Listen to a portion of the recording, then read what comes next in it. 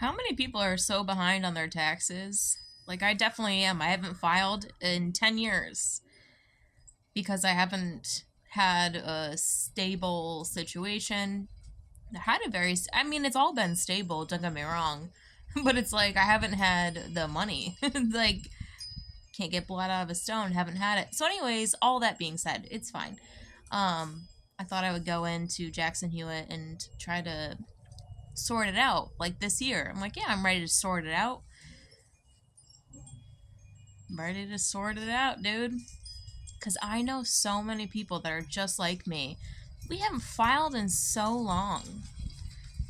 And it's not out of like, oh, I want money. And it's definitely not out of like, oh, I'm going to like be a little workhorse for the whatever it is. That's not gonna happen either, dude. You can't get blood out of a stone. You can't get blood out of a stone. But as things have like stabilized in my life, like really stabilized, I'm like, okay, I'm ready to do this. And then I'm very eager to do it because what does this government think? I mean, I'm not. Listen, I only just inquired.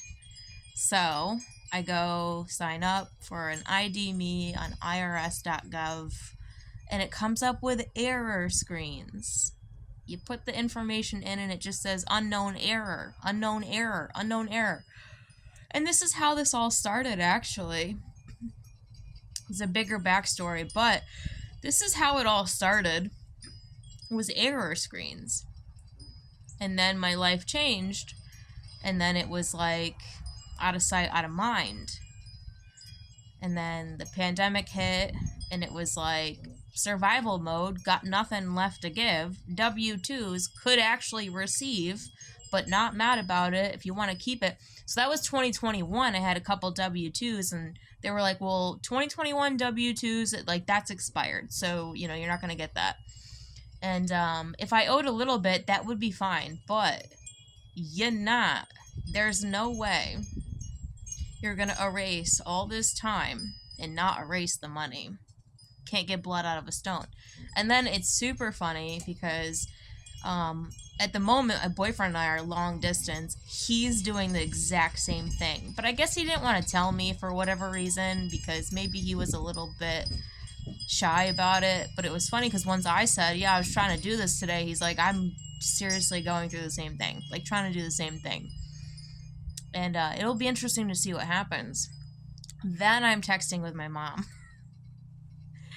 And it's like totally unrelated, but my mom was joking about how my grandma used to beat my grandpa over the head with a frying pan because he was a drunk, he was an alcoholic, he was an asshole, and she would beat him over the head with a frying pan. And I'm like, that is so funny. Nowadays, that's considered assault, like, you'll go to jail. And then my mom made the joke. She's like, well, a frying pan is a better use of tax dollars than going to jail. And she doesn't know that I'm going through this right now. It's like, yeah, I mean, what is the tax dollars going to? I mean, granted, I agree. I would rather pay for not having domestic violence than women still continuing to beat dudes over the head with a frying pan. But, yeah, it just keeps getting more and more interesting. It's like, how did this begin? I got fined for Obamacare. I didn't cancel my insurance. My company did without telling me. And then I got an $800 fine on my taxes. So I sued them with like a civil suit. In Texas, they're never going to side with the employee. They're always going to side with the employer. So I didn't show up because I didn't end up needing that money anyway. And it was all fine and dandy. And the owner wasn't mad. She's like, I would have done the same thing. It was corporate. She's like, I would have done the same thing. But it's just funny how this all just came up. And my imagination runs wild about people who owe taxes, I guess. I don't feel like I owe. There's another entity that might be like, yeah, you do owe. You're definitely not going to get it. Definitely not going to. You're never going to see that. For shits and giggles, one time, my father and I put together all of the debt that I've acquired over this span of shenanigans that I've been living in. And we did the math, and it would be like 8,000 hours of work.